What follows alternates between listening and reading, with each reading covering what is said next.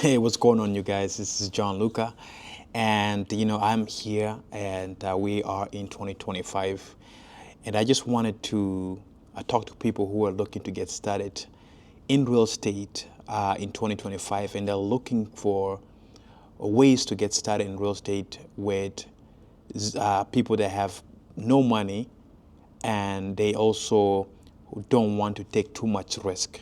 Okay, I will tell you on how I get started, because so many people can tell you different ways of how to get started in real estate with zero money, zero risks, right? Depending on everybody's experience. So I will tell you, from my experience, if you want to get started in 2025 in business, in real estate specifically, and you have no money and you don't want to take that risk of investing a lot of money, the best way, from my experience, is to get started through the method of wholesaling real estate. Now, some people are familiar with wholesaling, some people are not familiar with wholesaling. Wholesaling, it's simply flipping a piece of contract. You simply become a middleman, and you get paid for bringing value to the marketplace. What do I mean by that? Right? What I mean by that is that when people decide to get started in the business and add value to the market, meaning there is somebody out there that is a distress seller, meaning they're going through something, whether they just got divorced, they're moving and they need to sell their house fast, any kind of things, whether they had a lost one, it could be anything, and they're in an urgent need for their problem to be solved. And people that want to get started free in this business without risk, is that it's your job to go and find those kind of sellers and solve their problem, meaning find a way to get their property sold quick.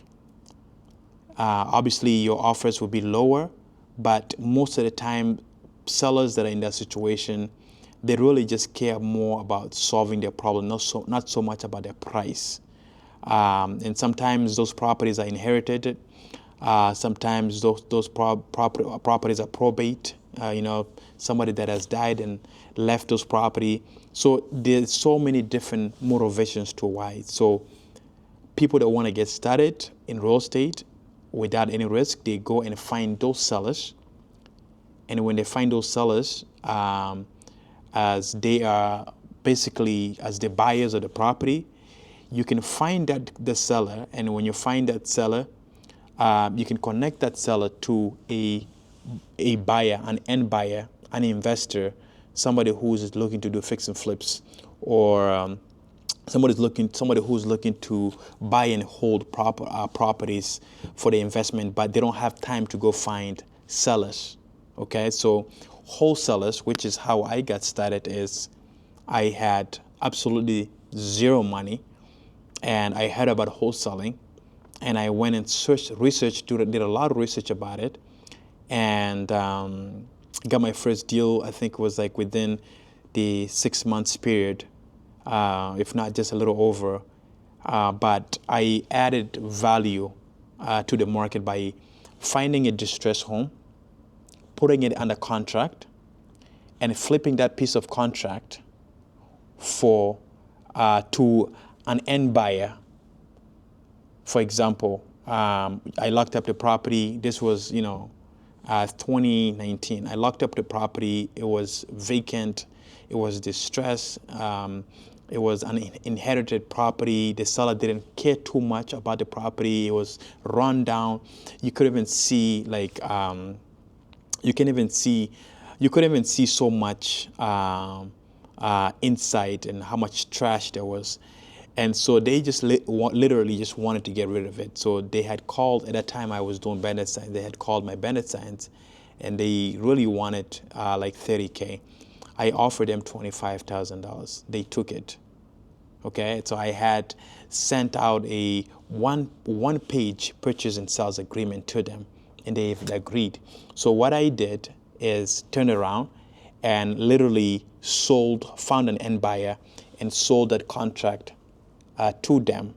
I think we ended up selling that contract to them. I listed it on different platforms like Craigslist and different places for like 45K. But then somebody reached out to me and gave me an offer for $40,000. And so there we are, right? I had no money on the table, no money. We didn't even have an earnest money deposit. So I got into deal with zero money. Okay, the only money that I had in there was, spending a lot of time going out, putting bandit signs, and to find those sellers.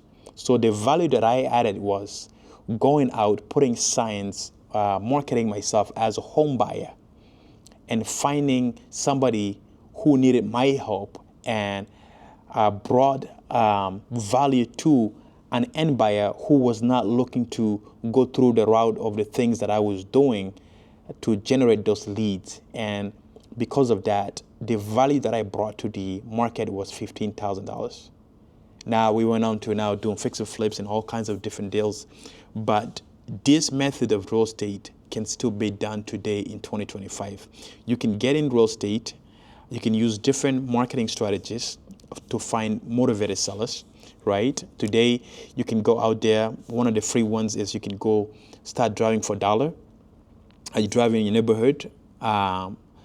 Make it, if you only have an hour time, you can do that 1 hour a day, 5, 6, 7 times a week, and make it consistent. And driving for $1 is one. Bennett Sands I mentioned. In cities, some cities it works, some cities it doesn't work.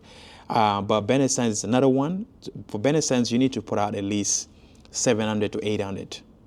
Okay, and Bennett Sands are about $1 each. And so, and when you put out about $800 Bennett signs, you may get 1 or 2 deals out of it, and it may actually give you.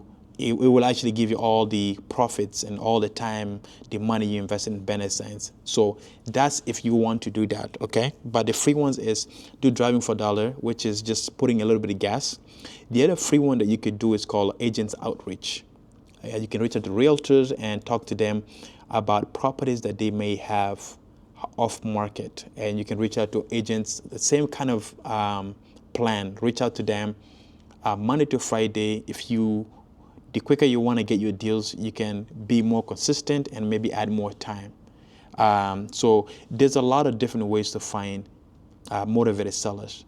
And the same way you could also find buyers, people who are going to be your end buyers. When you find a good deal, it's actually much easier, for me at least, to find the end buyer. Some people like to find the end buyer first and then go and look for the properties. Mine was a little bit different. Mine was finding a distressed home first and then bringing it to the end buyer. So everybody has a different method of doing it. I find that mine works best because I have something to offer, and somebody who's going to be looking at it can actually see that I already have a tangible thing, a contract or something that I can bring to them right away. So there's so many different ways to get motivated sellers, whether you're doing for realtors outreach, Bennett signs, driving for $1, whether you're pulling leads from list source, or you're using PropWire. PropWire is free.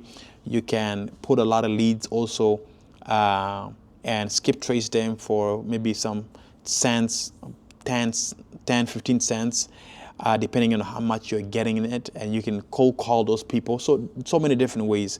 But at the end of the day, it's almost zero to no money and almost no risk of you getting started, okay? So I hope this helps you a lot.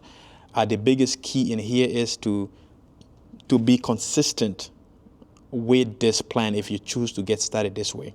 There's a lot of different ways you can get started. And the other ways, you can be a lender, you can partner with other people that are doing deals. But if you want to get in this right away in 2025 and you've been wondering, make sure to leave me a comment if you have any questions, and let's connect, all right? God bless.